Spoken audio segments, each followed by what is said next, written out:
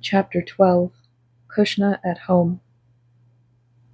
That school session ended, when I would gladly have had it go on. But so it is with all we meet in paradise. Satiety is unknown. Intellectual banquets come to an end while the appetite is yet vigorous. That digestion may not be overburdened, and the ennui consequent upon excess is avoided. Ennui? Where, however, the dishes are prepared with the adaptive consideration and forethought of that which I had just eaten, no thought of organic disturbance can possibly be anticipated. Where the deep mysteries of chemistry, nature, and even creation would be so temptingly and digestibly dished up for infant minds, what need to fear for after effects? Such viands, so prepared, only serve to appetize the mind and make it hunger with more vigorous zest for that which is to come. But nothing must be lost. Perfect assimilation stands janitor to vigorous health, and here we meet with tutor, nurse, and well-skilled physician, working harmoniously together in one to produce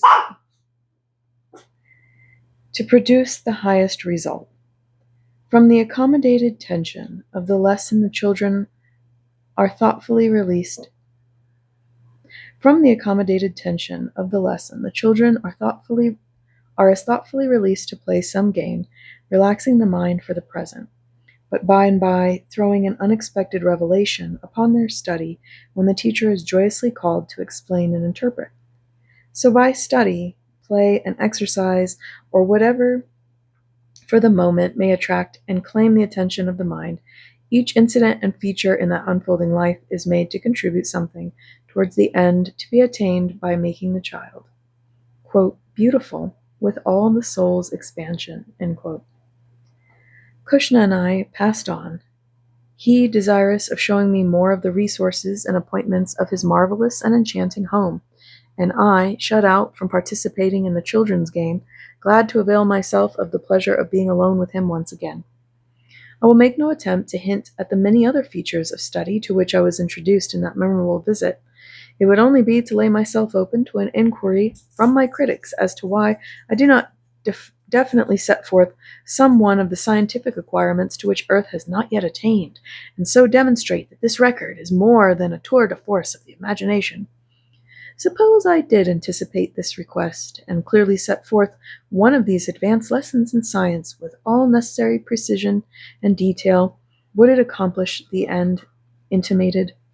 Not by any means. It might secure the admission that the theory advanced was an interesting one, and worthy of following up to see what was really in it, but my critic would change his ground, find some other point of unbelief, and be as far from conviction as ever. Conviction of truth is not reached by such a method.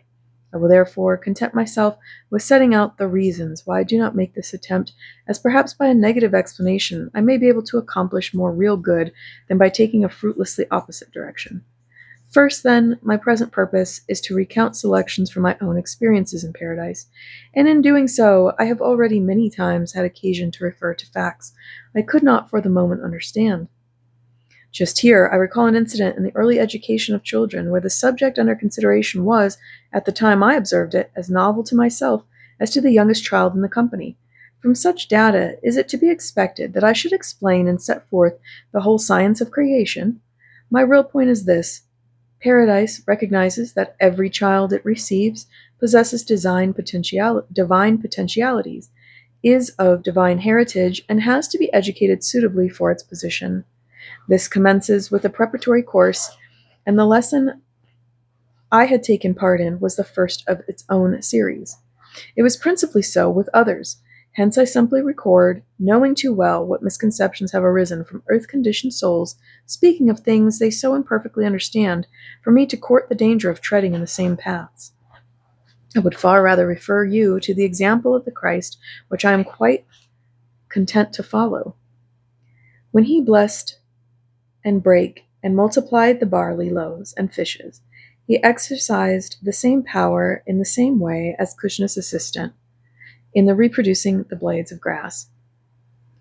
Her encouraging promise of success to her pupils was also warranted by Christ's promise to his followers, quote, "He that believeth on me, the works that I shall do, he do also. That I do, shall he do also. And greater works than these shall he do, because I go to my Father." End quote. Still, he never explained nor instructed his disciples in the process by which his miracles were performed. Why? Let him reply, quote, "I have yet many things to say unto you, but ye cannot bear them now. Howbeit, when he, the Spirit of truth, is come, he will guide you into all truth." End quote. Secondly, though I have been present and witnessed many scientific demonstrations beyond the practice or knowledge of earth, such, for instance, as the results produced by Simedes as described in the magnetic chorale, and many others in addition to the lesson I've just referred to, I'm not sufficiently egotistical to call myself a scientist, nor foolish enough to seat myself in a chair I could not reasonably fill. I am not the spirit promised to lead you into all truth, nor do I wish you to think of me as in any sense approaching the Christ who left so much unsaid. Oh, I am simply another forerunner commissioned to cry and announce the approach, yea, even the presence of the angels of God who have been, quote, "sent forth to minister to those who shall be heirs to salvation." End quote. I leave the demonstration of science to the host of such ministers who are available and qualified to teach it far better than I can do. Philosophy to the philosophers, music to musicians, and poetry to poets. For myself, I have to cry, "Behold," and offer such encouragement and evidences as may reasonably attract attention. Thirdly, all channels of communication are limited by purpose and capacity. It might be possible under exceptional circumstances to use the same conduit for water, gas, and electricity, but it is by no means advisable to do so. Every surgeon has most confidence in his own instruments. If the music is to be perfect, Kubellic must play upon his own violin, Harper upon his own trumpet, and Paderewski upon his own piano. How much more is it necessary that the instrument of inner communication between the two worlds shall be set apart and delicately attuned to the special music it will be required to play. The great need of those in the beyond is for instruments worthy and willing to be used in the mission. High, noble, self-sacrificing souls who understand the nature and responsibilities of the work realize that only purity and holiness within will attract corresponding agencies from without, always bearing in mind that the nearer the angel messenger who uses the instrument stands to God, the greater will be the strain his presence will put upon the organism he employs.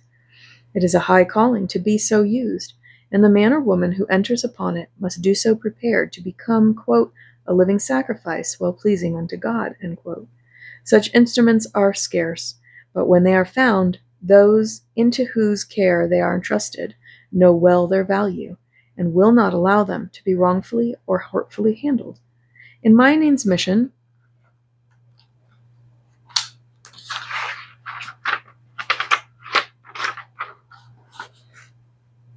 I allowed the necessary use of his mouthpiece, through which I can do no more than assure my readers that multitudes of souls are waiting to lay the truths and treasures of paradise at their feet of earth if consistently and honestly sought for, and suitable instruments can be placed at their disposal. Let me specially emphasize this last thought as to the care shown in the quality of the instrument you offer for our use. Wireless telegraphy has demonstrated the necessity for transmitter and receiver to be fully sympathetic for success. The same law applies between the two worlds, and the reliability of all messages will depend upon the spiritual quality of the receiver. There may arise extraordinary occasions when God, for purposes of his own, would speak through the doubtful lips of a Balaam? But if a rule is built up upon such rare emergencies, woe betide those who follow the misleading counsel. Steamships cannot plow through etheric waves from star to star. The microscope can never be substituted for the telescope with advantage, nor can the pen perform the labor of the sculptor's chisel. Each must be qualified for its use and purpose. So must the instrument of truth be constantly clean within and without, or God can never effectively use it. So much by way of answer to the inquiry I have anticipated. Cushna conducted me from group to group and scene to scene, that I might see the general arrangements for impregnating the mind with information. The very atmosphere of the place created an almost insatiable thirst for knowledge. Its natural features were musical notes of interrogation, and every response was a pleasure seductively wooing to further inquiry. It was an educational establishment founded in fairyland, with teachers skilled in the use of magic so potent that every effect remained as a reward for the pleasure its performance had created. All the charm, however, did not lie in the place. I became more and more conscious of this as we moved about.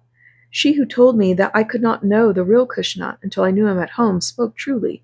To detach the man from the abode was to lose fully half the beauty of either. It was like stripping the sunset of its color, or music of its harmony. I was highly favored in knowing him, but infinitely more so in knowing him at home.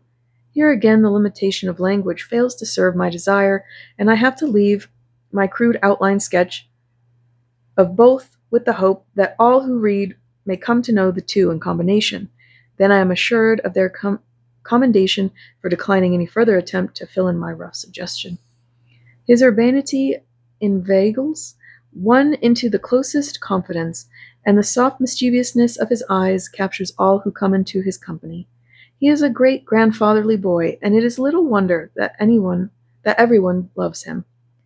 Do you know what I think is the prettiest feature of your home? I inquired of him presently. As a son of the land of the Sphinx, I think it is my place to propound the riddle, he replied. Allow me to change the order for once, if it is only to test your skill at your own game. But you forget that I have power to read your answer by a glance. I will not take advantage of you, however, and play the game as a good Egyptian should by giving it up. Then I don't think anything pleases me so much as to see the children of all nationalities living together so pleasantly. How otherwise did you expect to see them? I had never given a thought of it until I saw it was so. It is different in my home. Yes, nationalities are divided in the first 3 stages above the earth conditions. Beyond that, they blend, having learned to forget their racial and religious prejudices. Children are brought together at once to prevent any such feelings arising, and from the harmony of colors in nature we teach the beauty of the diversity in men. Many complexions, but one family, many minds, but one home, many ideas, but one Father. O wise and inscrutable Cushna! Not that, he promptly corrected me. That lesson did not have its origins with me or any other man. It is God's alone. I read more than one caution in that soft reply. I suppose you find a wide difference in the mental capacity of the children? Yes, there is a wide difference, but it is rather individual than racial, especially in the younger ones. It must be intensely interesting to watch their development. Only those engaged in the work can form the least conception how really interesting it is. I suppose you meet with marked tribal traits of character? With those who have lived longer, it is so to some extent, but in the case of prenatal children, this is very rarely noticed, because our counteractive training eradicates the tendency before it is able to show itself. And which of all the nations, according to your experience, shows to best advantage? Are you working round to another riddle? He inquired, with a mischievous smile which indicated more than his words. No, I am simply asking for information. And suppose I was to reply Egypt, or India, or New Guinea, or Germany, or Turkey, what would you think? I scarcely understand you. Did you not wish me to say England? I am not conscious of it. Dig down a little, Afrar. The stream of national prejudice runs deep occasionally, and takes some time after reaching paradise to dry up effectively. In my home, however, we only receive children for one cosmopolitan family, and we have no opportunity to study national characteristics. And they are happy in being cared for by such a wise foster father. Do you think so? But then they are good children, and every one a favorite. How long do they remain with you? That entirely depends upon circumstances. In rare instances, the taint of hereditary demands an early isolation for more strict and guarded treatment. Otherwise, they remain until their interest is aroused in some particular form of study, to follow which they are passed forward. Into schools of higher grades? I inquired. No, the stimulating and favorable environment, together with our system of education, tends to rapid development of intellect and stature, which are synonymous in children. Then, therefore, they leave us. The law of attraction is in full operation, and each goes to its own place, receiving all further necessary assistance in accordance with the one great law. Then the interest developed here determines the succeeding path of duty? Always. I should like to question you further on that point in reference to myself, but will you first tell me more of those who suffer from hereditary taints as they are punished? Are they punished?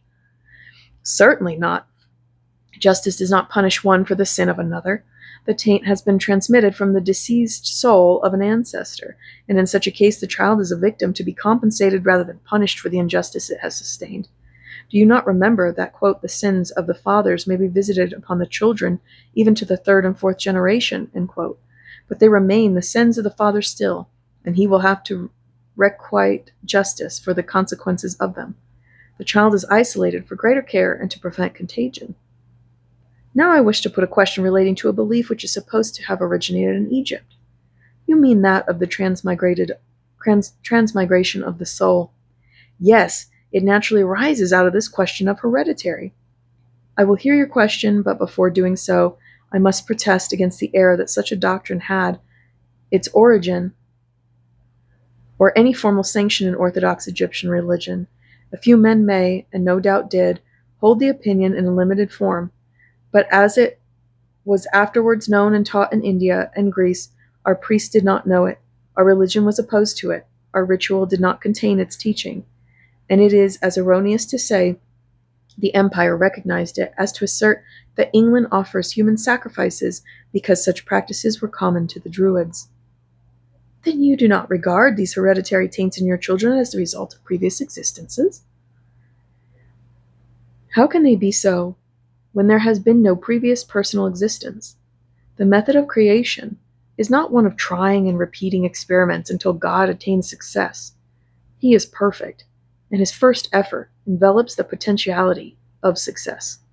The seed of a tree contains the germs of 1,000 generations in the image of itself. If the necessary conditions of nature are obeyed to unfold and bring them forth, so with the man, the soul germ of an equally long succession is climbing up the slopes of evolution towards personality, to follow after the generations who have crossed into paradise before them. All that has been, is, and will be was thus carefully planned, designed, and divinely concealed within the primal germ God sent forth to execute his will when he commanded, quote, let cosmos be, end quote. He speaks and it is done. He never speculates or experiments. I thank you for the simple but pregnant illustration. I am anxious to reach the truth and could not resist the opportunity to learn your opinion. Now shall we return to the thought that interest in a subject here determines action? Yes, if I can help you by doing so. You already know how interested I am in the idea of returning to Earth. Yes, and in that I long ago read your commission to take part in Myanine's mission as soon as you are prepared for it. But why did you not tell me? I inquired. It was not time to do so then, but I did the best thing to help it forward by showing you how easy it is to accomplish such an object when desirable links are formed. And in doing so you greatly strengthened my desire, but I never hoped my wish would be granted until Ladas hinted at it when visiting the scapes of his labors. The scenes of his labors. May I really take a share in that work, Cushna? Certainly you may, but be careful to be well equipped before you begin. That ministry has more responsibilities attaching to it than you may conceive. Ladas has done much to make me acquainted with many of them. I have been with him to Earth and seen what is done by Earth-conditioned souls in their communication. I have, under his guidance, watched most, if not all, the points you have previously spoken of, and then traveled with him to see the punishments of those whom he ministers. All this will be most helpful and instructive, But let me seriously advise you to take every advantage to increase your stock of information. Whenever opportunity affords, cross the mists with one or other of Myanine's band and make good acquaintance with him, who has been chosen as our mouthpiece. But let me adjure you not to attempt to speak without permission, and when this is given, do not attempt to say all you know, but mind that you do know all that you say. Let me adjure you not to attempt to speak without permission, and when this is given, do not attempt to say all you know, but mind that you do know all you say.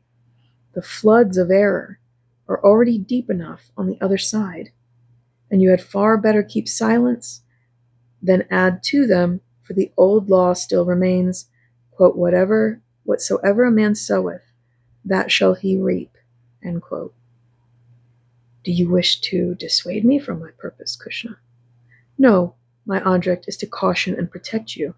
You have chosen well. If you are careful to rise to your opportunities,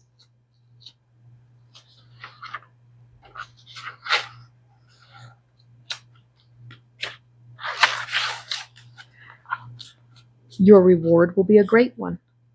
But see, a message awaits you, and he pointed to a thought flash hovering over my head. Leon is calling me, I answered, and with a good will we parted.